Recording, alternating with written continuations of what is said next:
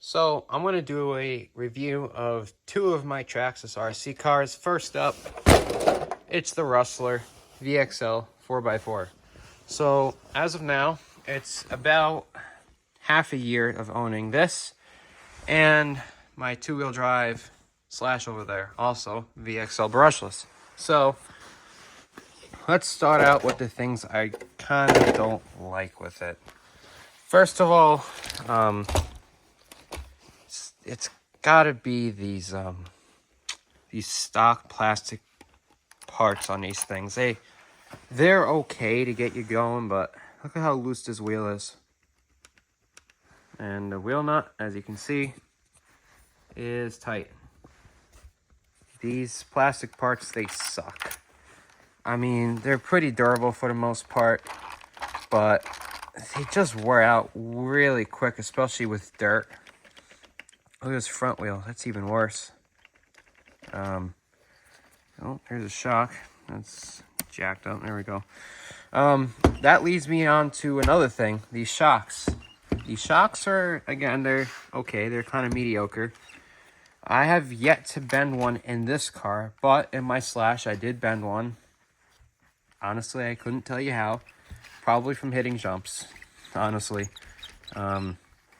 These shocks are okay to get you going. I'd highly recommend getting upgraded ones. If these break, it's really not worth rebuilding them or getting a replacement set of these. I'd get either some good aftermarket ones or just heavier duty traxxas ones. I personally have two traxxas heavy duty ones you'll see when I switch over to the Slash and do that next. Acorn. Either way, it's okay. You know, these rear shocks could really go for some heavier weight oil. I mean, the front's okay, but the back, they just go right down. They might be low too, I don't know.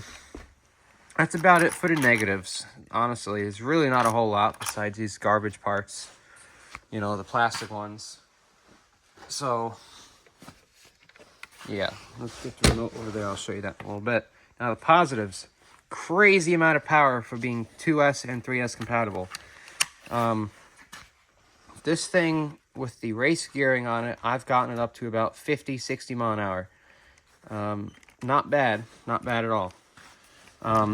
Stock gearing, I'd say, is probably about 40, 50. No, probably about 40. On 3S, 2S is obviously going to be a bit slower. So pretty fast, pretty powerful. Oh, another thing I forgot to mention about negatives. These tires suck. They absolutely suck. I don't know what kind of glue they're using on these rims and tires here, but they just suck. The tires will fall off the rim way too quick. Within probably a few days of driving this thing, my first set of tires were already off the rim.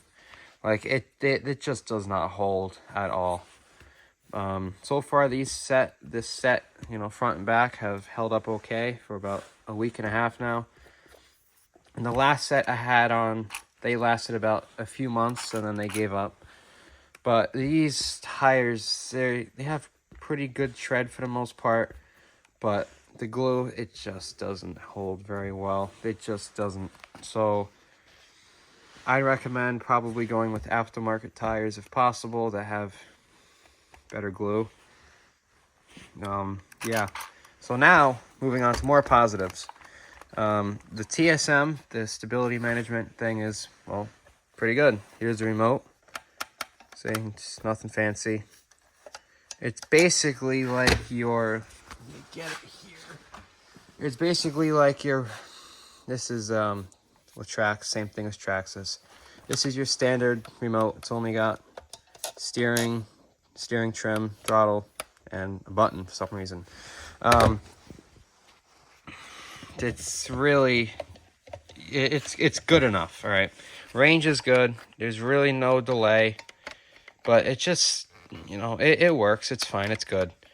But the remote, you know, like I said, it's good enough. You really don't need to upgrade it unless you're doing some real hardcore racing and competitive and all that. Now, another thing is these fans. you know, the motor fan, the ESC fan, they do work pretty well, but they are overpriced as hell. One of these fans on Traxxas' website is, I think it was 25 bucks last I looked. I got 3 of these on eBay for $8 a piece. So I think for $8 a piece, that's a pretty good deal. And would you believe it? You turn the fan over, it's the same exact brand. The only difference is this little Traxxas sticker or Valenian sticker, whatever you want to call it, on the top. No difference, same fan brand. They sound identical. They have the same current rating, everything's the same except the sticker. So if your fans die, just go on eBay and look up the Traxxas fan part number, and you'll get aftermarket ones like this, and they last longer, and they're a hell of a lot cheaper. The servo on these cars, you know, stock servos, they're okay. They're not horrible, but they're kind of slow and they're kind of weak. They're decently durable for being plastic gear servos. I've never broke one on this, but on my Slash, I've broke 2 plastic gear ones, so I just put a metal gear one. I've yet to break it. So plastic gear servos, they are fine for the most part. They're kind of weak, like I said, kind of slow, but they get the job done. So take that as you will. I have not replaced it yet because it still works. So, yep, that's basically it for the Rustler. So next up, we have the Slash. This is the same size, 1/10 scale. Also VXL brushless. As you can see, it's 2-wheel drive. It's pretty basic. There's really not a whole lot I have to say that's bad about this, besides, well, the shady servo that's now been replaced with metal gear. The plastic gear servos, like I said previously, they are okay. They do work. They are kind of slow, and they are kind of weak in terms of power. But they will get the job done if you're in a pinch, or they work, you know. So here are the aftermarket shocks. Actually, no, not aftermarket. The upgraded shocks from Traxxas. They are, I think they're big bore shocks, if I remember correctly. They are aluminum instead of plastic, I believe. These are stock ones still in the back, because these are still fine. But these, as you can see, they are different. They feel a little bit better. They have different color thing in there, you know what I mean. Anyways, I bent one of the shock shafts on the front, so I just did them both while I'm at it. These have held up pretty good. I've not had any issues, no leaking, no nothing. They do squeak a little bit, but it doesn't really matter. You don't hear that when you're driving it. The shocks do feel really nice in this car, I will say. Anyways, moving on with more bad things. I don't know who designed this car, but this ESC wire, it's too short to put a 3S battery lengthwise this way. I would demonstrate that, but my batteries are all put away, so I can't really do that. But the 3S lipos, they don't really fit in here, actually. Especially of the bigger variety, like the 5,000 milliamp and bigger. The cable isn't long enough. You have to put the battery in backwards and have the battery wires pinched up against there. Right in here, they're all pinched, so I try not to use it very often on 3S. And I'll get to another reason why I don't like to use 3S on this either in a few minutes. But not only is this wire too short to have it like it's supposed to, this way, you know, facing this way, but this foam here, right there, as you can see, it had to be cut. You see all these cut marks here? I had to shave about half of that foam off with a razor because the battery didn't fit with the foam in there. So if you get a bigger 3S battery, such as 5,000 or more milliamp, you're going to have to cut that foam out. It will not fit. Anyways, so one more bad thing about this car, motor placement. So being a 2-wheel drive, the motor is down here, transmission down here, you know, basic, simple, whatnot.